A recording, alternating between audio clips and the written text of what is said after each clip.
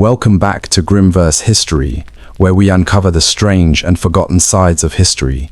Today, we will uncover a side of William Wallace's revenge far more brutal than the legends suggest. You've heard of William Wallace, the hero of Scottish independence, but have you ever wondered just how far his vengeance stretched? It was far more brutal, calculated, and harrowing than the stories we've been told. Imagine suffering so extreme that even the bravest men would lose their will to fight. If you're enjoying this journey through history, don't forget to like, subscribe, and hit the notification bell so you never miss an unforgettable tale from the past. Dim the lights, let the hum of your fan become your heartbeat. It's the year 1305. Scotland's landscape is drenched in fog. Wallace's fury is about to be unleashed. King Edward I of England had systematically dismantled Scottish sovereignty following the disputed succession after King Alexander I's death in 1286. Edward, a ruthless military strategist and iron-willed monarch, saw Scotland not as a separate kingdom, but as a rebellious northern province that needed to be crushed into submission. The Scottish people were subjected to humiliating laws, forced to quarter English soldiers in their homes, and watched helplessly as their resources were extracted to fund Edward's wars in France and Wales.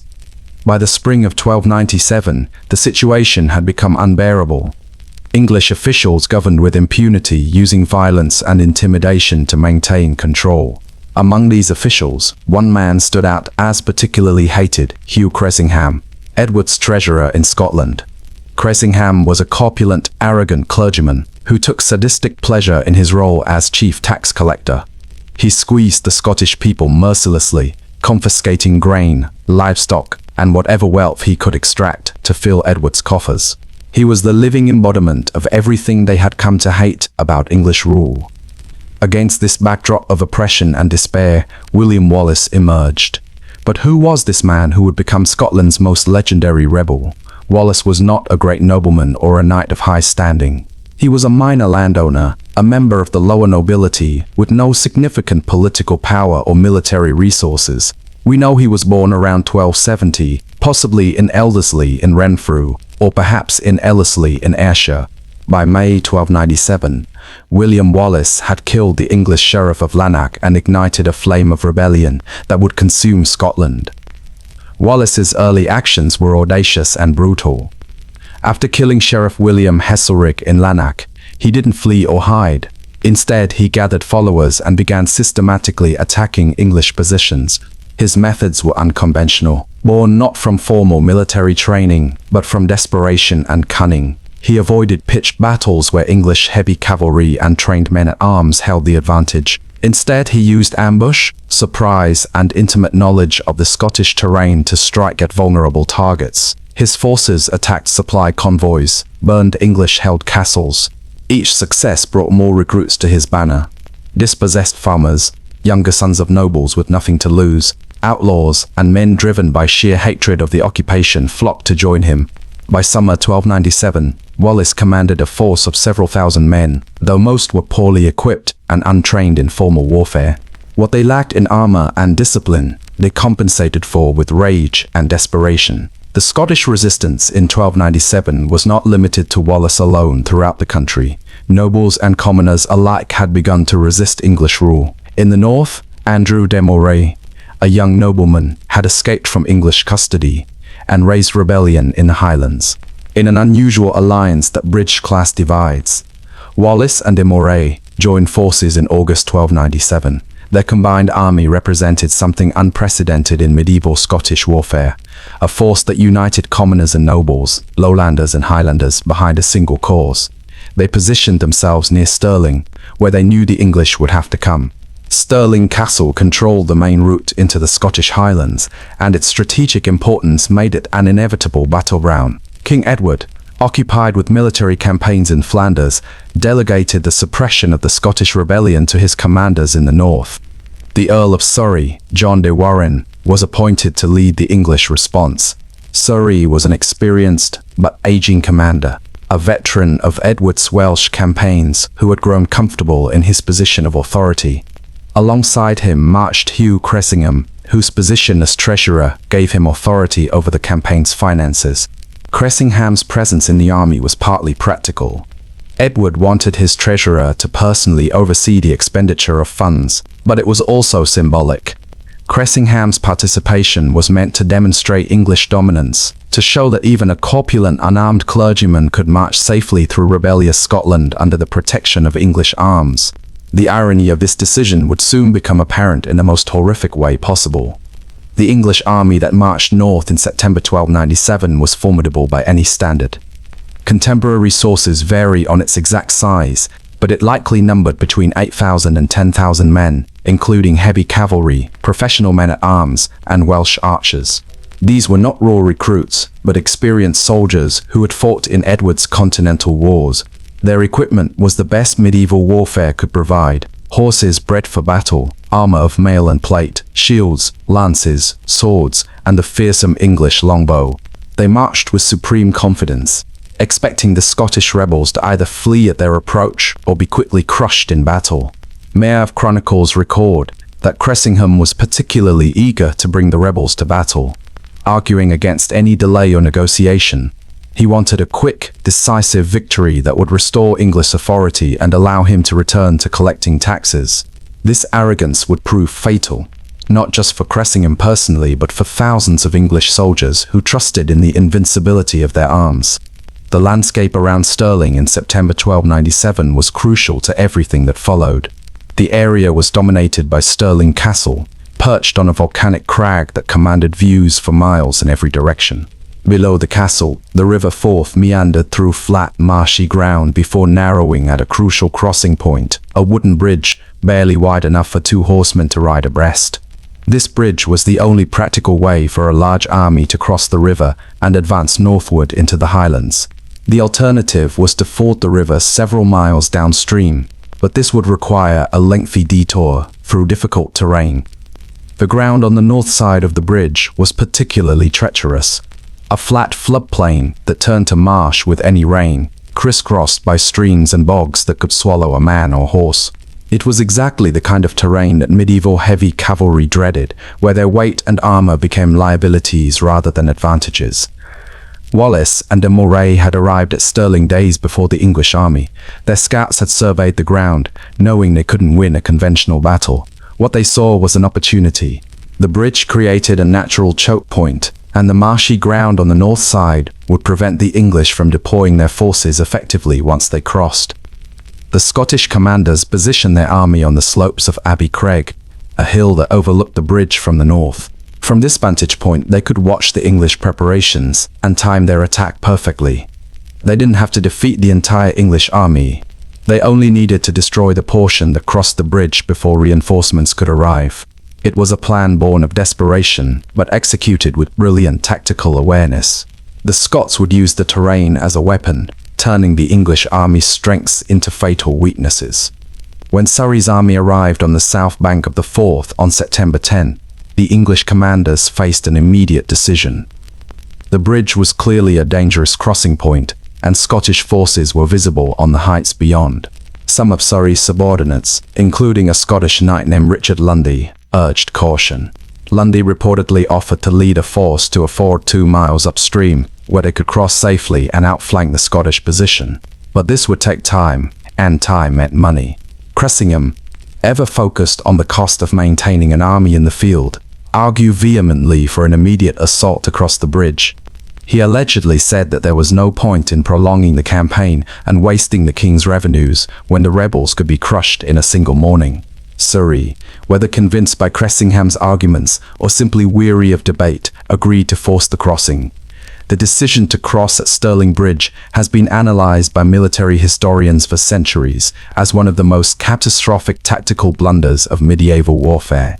In their defense, the English commanders may have believed that the mere sight of their armored cavalry would cause the Scottish rebels to flee, as had happened in previous encounters.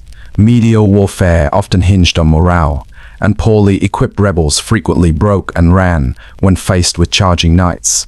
But Wallace and de Moray were not typical rebel leaders, and their forces, while outmatched in equipment, were fighting for their homes with nothing left to lose. The English also may have underestimated their opponents due to simple prejudice. To men like Cressingham, the Scots were barbarous northerners, incapable of sophisticated military tactics.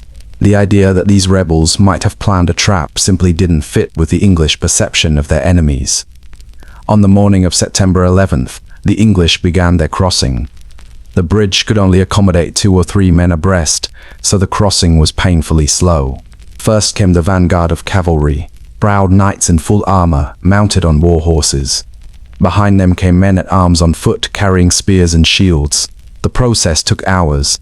Imagine the sound: thousands of hoofbeats on wooden planks, the creak of armor, the shouted orders of commanders trying to maintain formation in such confined space.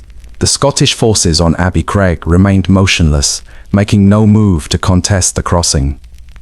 This should have alarmed the English commanders, but it seems to have had the opposite effect. The lack of resistance was interpreted as evidence that the Scots were paralyzed by fear and would break and run once enough English troops had crossed. Cressingham himself crossed with the advance forces, his bulky frame mounted on a warhorse, perhaps enjoying what he thought would be his triumphant moment. Contemporary accounts suggest he was wearing armor unusual for a clergyman, though whether it was full battle armor or lighter protection is unclear. Around him crossed some of the finest troops in Edward's army. Experienced knights who had fought in France and Wales, hardened soldiers who formed the core of English military power. They deployed on the north bank, trying to form into battle lines, despite the constricted terrain and marshy ground that sucked at their horses' hooves. Behind them, more troops continued to file across the narrow bridge, splitting the army in half with the river between them. Wallace and de Moray waited with inhuman patience. They let more and more English troops cross, allowing them to crowd onto the north bank, where the marshy ground would prevent effective maneuver. The Scottish commanders needed enough English troops across to make the attack worthwhile, but not so many that they couldn't be overwhelmed. They were gambling everything on perfect timing. Métis chroniclers, writing with the benefit of hindsight, described Wallace watching the crossing like a hunter watching prey walk into a trap. He allegedly told his men to wait until the English forces were at their most vulnerable, split by the river, with neither half able to support the other. When approximately half the English army had crossed, Wallace gave the signal. The Scottish attack came like an avalanche. Thousands of Scots charged down from Abbey Craig with terrifying speed, screaming their war cries, their weapons raised, but they didn't charge directly at the English forces. The main thrust of the Scottish attack was aimed at the bridge itself. Wallace had positioned a force specifically to cut off the English troops on the north bank from their comrades on the south. The Scottish soldiers, many armed with axes and spears, swarmed onto the bridge and began hacking at its wooden supports while holding off any English troops trying to cross. Within minutes, the bridge became impassable. Some Scots may have even destroyed sections of it, though accounts vary. What is certain is that the English army was now physically divided, with thousands of their best troops trapped on the north bank, with no means of escape except to swim the deep, fast-flowing Forth or fight their way through the Scottish forces. The trapped English forces tried desperately to form defensive lines, but the terrain made it impossible. The marshy ground that had been merely inconvenient during the crossing now became a death sentence. Heavy cavalry couldn't charge effectively through mud that came up to their horses' bellies. Knights in full armor found their horses foundering, some animals sinking into the marsh and needing to be abandoned. The weight of armor, meant to protect them, now made them slow and clumsy. Infantry tried to form shield walls, but they were constantly disrupted by the uneven ground and relentless Scottish assault from multiple directions. The English forces on the south bank could only watch in horror as their comrades were systematically destroyed, less than 100 yards away across the river. The Scottish fighting style at Stirling Bridge was brutal and practical. Wallace's men were armed primarily with long spears, axes, and swords.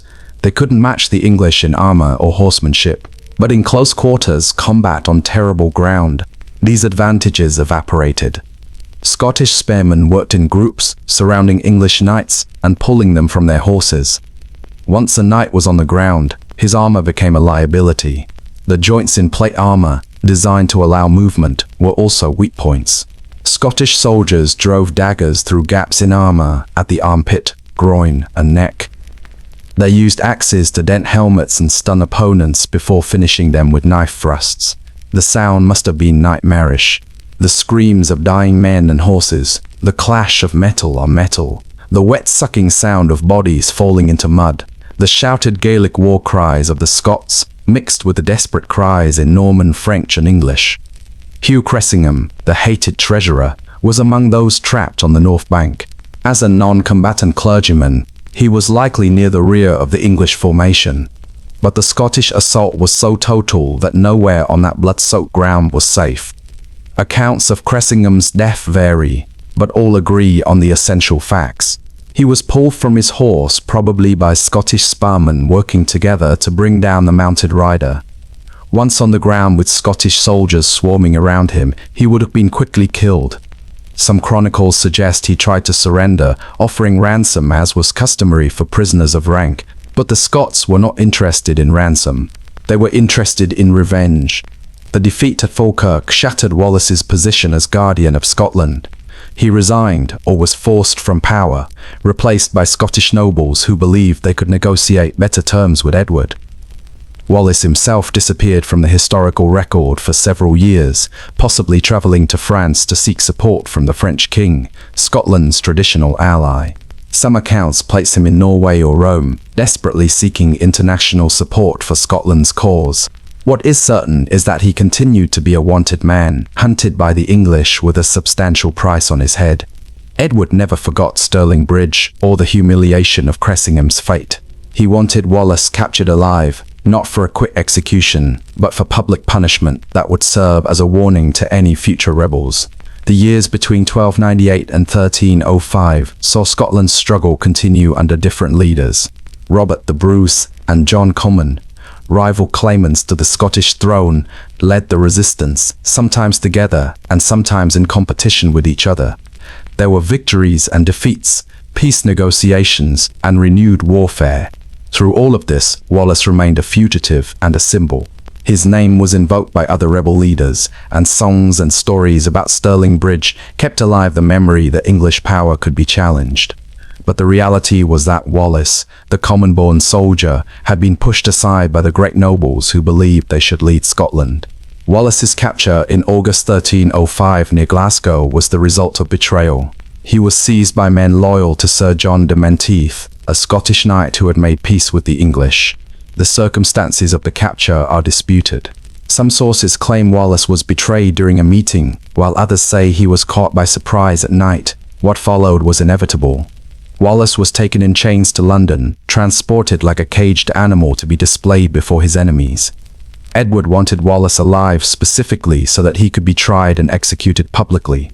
The journey south must have been a nightmare for Wallace, knowing exactly what fate awaited him, having weeks to contemplate it as he was transported in captivity through hostile England.